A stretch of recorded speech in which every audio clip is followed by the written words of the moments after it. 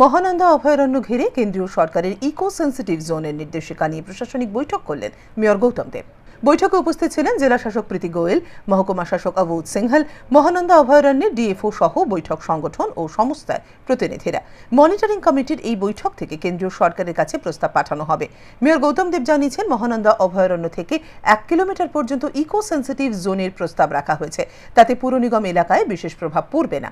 একটা অসুবিধা হচ্ছিল, সেই অসুবিধাটা ইকো সেন্সিটিভ জোন আমাদের এনভায়রনমেন্ট প্রিজার্ভ করা, ওয়াইল্ড লাইফকে তার মুভমেন্টের জায়গা করে দেওয়া, at the same time tea industry এবং টি ইন্ডাস্ট্রির সাথে রিলেটেড টি ট্যুরিজম যে innovative program honourable chief minister নিয়েছেন, যেটা দেশের মধ্যে একটা অভূতপূর্ব, যেটা কফি ইন্ডাস্ট্রিতেও নেই আর অন্যান্য জায়গায় টি ইন্ডাস্ট্রি আসামেও এরকম টি ট্যুরিজম পলিসি নেই।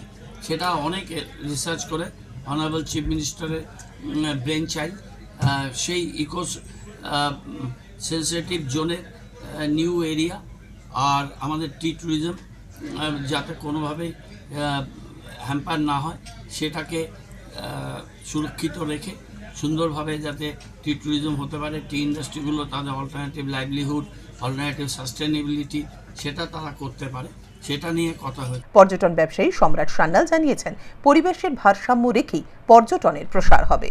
দেখুন, আজকে তো ইকো সেন্সিটিভ জোন নিয়ে মিটিং ছিল, যে একটা প্রস্তাবিত গ্যাজেট নোটিফিকেশন, সেটার একটা ইয়ারমার্ক আজকে প্রস্তাব করা হলো যে আমাদের এখানে যে অ্যাক্টিভিটিস থাকবে যেগুলো পারমিটেড করা হয়েছে অ্যাজ পার দি গ্যাজেট নোটিফিকেশন, সেটা 1 কিলোমিটার রেডিয়াসের মধ্যে প্রোটেক্টেড এরিয়ার ওয়াল থেকে। এবং যেটা সবচেয়ে বড় ব্যাপার, এখানে চা বাগানের ইন্ডাস্ট্রির একটা কনসার্ন তারা রেজ করেছে যে কোনো কারণে টি ট্যুরিজম পলিসি যেটা আছে তার সঙ্গে কোনোরকমভাবে কোনো কনফ্লিক্ট হওয়ার চান্স আছে কিনা এই পলিসিটা। আমরা যারা ট্যুরিজম ইন্ডাস্ট্রির সঙ্গে জড়িত আছে, আমাদেরকে যে মিটিংয়ে ডাকা হয়েছে, আমরা বলছি যে রেডিয়াসটা ঠিক করা হচ্ছে সেটা ঠিক আছে, কিন্তু যখন ইকো সেন্সিটিভ মাস্টার জোন প্ল্যানটা তৈরি করা হবে এবং যখন তার আন্ডারে ট্যুরিজম মাস্টার প্ল্যানটা তৈরি করা হবে সেখানে আমরা বলেছি আমাদের মতামতটা যেন নেওয়া হয়। এবং আমরা এটাই চাইবো যে ট্যুরিজম ইনফ্রাস্ট্রাকচার ডেভেলপমেন্টও হবে, কিন্তু ইকো এনভায়রনমেন্টটাকে ভারসাম্য রেখে কীভাবে ট্যুরিজমটা ডেভেলপ করা যায়, ইকো ট্যুরিজম গাইডলাইন্স এবং সাস্টেনেবল ট্যুরিজম গাইডলাইন্সকে মেনটেন করে, সেটাই আমরা আগামী দিনে প্রস্তাব দিতে চলেছি।